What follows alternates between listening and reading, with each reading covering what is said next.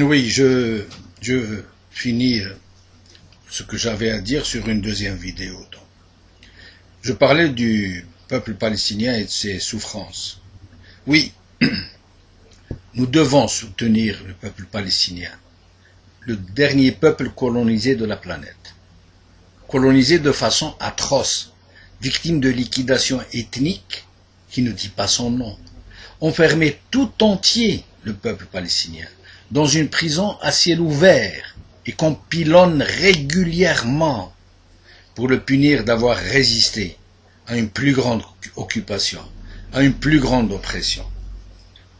Ce qui se passe en Palestine est un génocide étiré sur le temps, une multitude de crimes contre l'humanité, des crimes contre l'humanité devenus innombrables, des crimes de guerre poussés au raffinement sadique.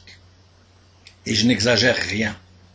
C'est un terrorisme d'État contre un peuple désarmé, abandonné de tous, livré à la folie meurtrière de lâches qui croient pouvoir exorciser des souffrances mémorielles en se livrant à des carnages collectifs sur des victimes expiatoires, en se déchaînant sur elles de vieilles haines rentrées, n'épargnant ni les femmes ni les enfants, dans un climat d'hystérie collective, où le Palestinien est désigné comme un moins que rien, un sous-homme, comme l'innommable chose qu'on peut écraser sous son talon comme une bête malfaisante, en toute bonne conscience, puisqu'elle n'est ni humaine, ni encore moins juive. C'est cela l'état d'esprit qui est inoculé aux soldats de l'armée d'Israël, à cette fameuse Tsahal, ce nom familier dont les journalistes se servent comme pour chouchouter cette armée de l'état de droit le plus démocratique du Moyen-Orient. Quelle référence, mon Dieu. Et pendant que ce malheureux peuple est ainsi broyé, ces médias occidentaux, tous acquis aux lobbies sionistes, ou presque tous, ainsi que les politiciens, tous les politiciens, ou presque tous, et tous les faiseurs d'opinion, nous présentent un Israël idyllique, soucieux des droits de l'homme, seul état de droit dans la région, etc., etc., etc., etc. Et la communauté maghrébine, en général, se sent solidaire des Palestiniens, comme une grande partie d'ailleurs de la société française, celle qui ne peut pas s'exprimer, celle qui est disséminée, qui n'est pas représentée, ou plutôt qui n'est plus représentée, depuis que le communisme s'est dispersé aux quatre vents.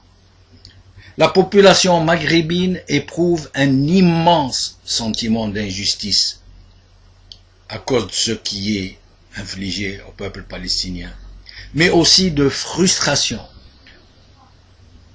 Et cela est la cause de presque toute la violence qui accourt dans le monde entier.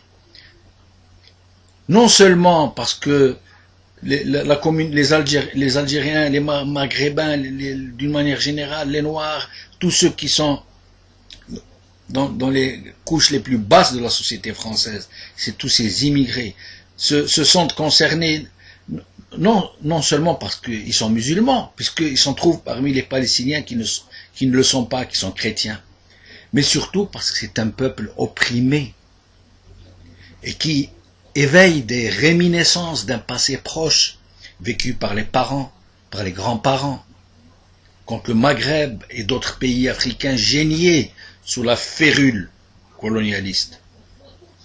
Mais ce qui fait le plus mal, à mon avis, à ces communautés, parce qu'il faut les appeler comme ça de toute façon, est la position des prétendus représentants de l'islam de France. Des représentants qui sont sortis tout casqués du cerveau de Sarkozy lorsqu'il initia ces curieux cénacles. Il les avait initiés et aidés à leur structuration, à leur organisation, non pas pour permettre aux musulmans de France d'être représentés, de s'exprimer et de parler d'une seule voix, mais surtout pour les contrôler, pour désigner des sortes de gardes chiourmes à leur surveillance. Et c'est ce qui advint. Ces représentants, élus dans des parodies de consultation, et qui se bouffent le nez les uns les autres parce qu'il y a tant à manger au râtelier de la déchéance, ont poussé celles-ci jusqu'à monter les communautés les unes contre les autres, Marocains contre Algériens, voire même parfois certaines villes d'origine les unes contre les autres. Et ainsi, ils se sont inventés des champs de bataille à la mesure de leur petitesse, où ils se mordillent le jarret en jappant des méchancetés de basse-cour, en même temps qu'ils font assaut de zèle pour passer la brosse à quiconque veut bien les recevoir, qui à Matignon, qui à l'Élysée, qui chez monsieur le préfet, et j'en passe. Et ça vous demande des petits passe-droits pour le petit dernier, un visa pour la cousine, une petite licence de taxi, de tabac, et autres aumônes qu'on leur consent du bout du pied, comme un... je n'ose pas dire le terme. En même temps, ceux qui représentent les Juifs de France, le CRIF tout particulièrement, se battent avec acharnement, avec ténacité, et même avec courage, il faut le reconnaître, pour leur Israël chéri. Et ils y vont même de leur poche, de leur temps, de leur énergie. Voilà pourquoi la communauté musulmane se sent trahie, livrée à elle-même, ou plutôt livrée à la voracité de pseudo-représentants, qui passent leur temps à lorgner sur de petits privilèges, à saliver sur celui que le concurrent d'à côté a réussi à arracher.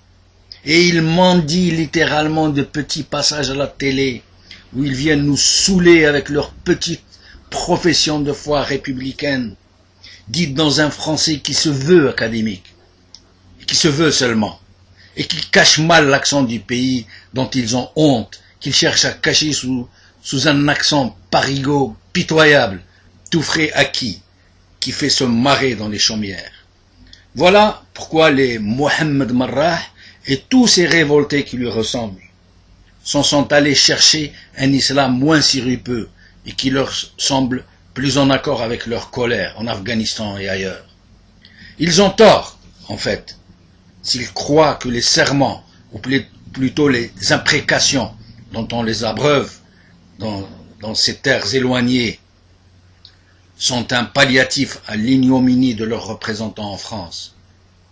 Dans l'absolu, les uns et les autres se valent. Les premiers sont des profiteurs de petite envergure, qui volent au ras du tapis de prière. Et les autres sont des profiteurs qui plantent leurs griffes dans le désarroi des malheureux et qui leur transmettent la rage de tuer, la haine de l'autre. Les deux catégories appartiennent à celles des vampires qui sucent le sang de ceux dont le sommeil est trop profond, malheureusement. Je vais vous raconter une anecdote pour illustrer par le vrai ce que je vous dis depuis tout à l'heure. Il y a 2 jours, dans la soirée du 21 au 22 mars, sur BFM TV, à environ 22 heures, lors de l'émission Info 360, les invités étaient M. Prasquier, président des Juifs de France, et Moussaoui, le représentant des musulmans de France, pour faire carré.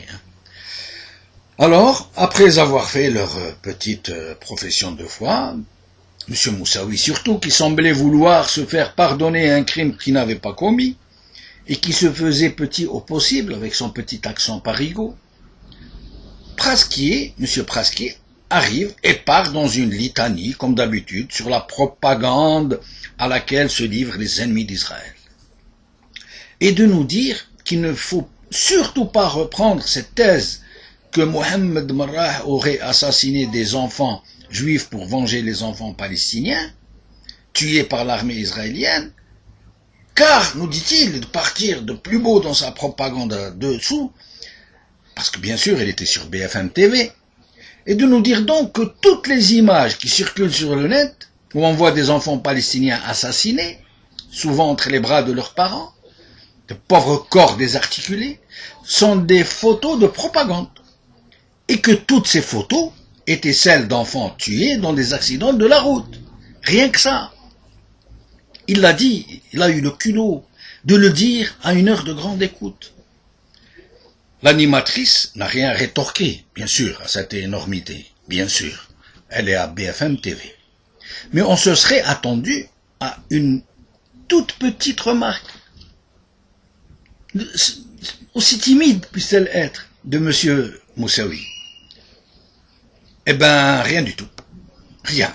Pas un murmure, ni même un regard. Il est juste rentré dans ses épaules et il a essayé de se faire oublier, le monsieur. Et que pensez-vous que les millions de gens qui regardent, qui écoutent ce qui se dit, cette énormité, et qui connaissent ce qu'ont subi les enfants palestiniens de la part de l'armée israélienne, ces centaines, ces milliers d'enfants qui ont été broyés, écrabouillés par des bombardements de l'armée israélienne, que pensez-vous que ces gens vont penser?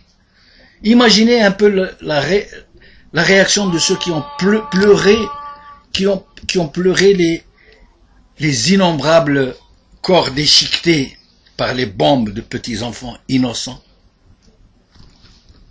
Imaginez, lorsqu'ils écoutent le représentant du CRIF leur dire que l'armée israélienne ne tue pas d'enfants, et que c'est de la propagande, et que ces photos sont truquées, et que ce sont des photos d'accidents de la route. Comment ne vont-ils pas faire l'amalgame, après avoir entendu une telle déclaration, sur une chaîne de télé, entre les Juifs de France et l'armée israélienne? Comment? Et comment, a fortiori, croire un seul instant, après avoir constaté la timidité, entre guillemets, pour ne dire que ça, du représentant des musulmans de France, devant une telle contre-vérité, que ce représentant et ses semblables puissent un jour être un recours éventuel, un refuge communautaire, une référence? Je ne tente pas d'expliquer, ni encore moins de justifier les crimes de M. Mohamed Marrah, pour la simple raison qu'ils sont inexcusables et injustifiables. Je dirais même si cela paraît cynique, qu'ils sont contre-productifs. Contre-productifs pour la lutte de toute une communauté qui revendique plus de considération et moins de stigmatisation. Elle demande juste à être évaluée au mérite intrinsèque et individuel de chacun de ses membres, et qu'on lui reconnaisse le droit au respect dans une société qui est désormais la sienne aussi, même si elle reste attachée à des particularismes et à des valeurs qui n'en sont pas moins l'expression d'une longue chaîne mémorielle. Mais je dis que si une telle crise secoue la communauté musulmane en France, et par conséquent toute la société française, c'est parce qu'en plus des vrais problèmes, liés à l'emploi, au logement, à la malvie d'une façon générale, des facteurs aussi graves qu'ils sont déterminants, vient la compliquer et l'aggraver, et parmi ceux-ci, la représentation des musulmans, telle que voulue, planifiée et mise en route par Sarkozy, est majeure. La complexité de la situation aurait voulu que les musulmans de France puissent disposer de représentants idéaux, intègres, enthousiastes et compétents. Au lieu de cela, on leur a fourgué du grand n'importe quoi. Il est vrai que la balle est dans leur camp, et que c'est à eux qu'il appartient de faire le ménage chez eux. Comme dans toutes les organisations représentatives de cette communauté en France, qui sont presque toutes prises en otage par des opportunistes qui se servent de leur communauté comme d'un fonds de commerce, un vil fonds de commerce. Mais il est impératif, pourtant, et néanmoins, pour le bien commun, et avant que la situation ne s'envenime davantage, que le législateur aille dépoussiérer tout ce foutoir. Merci.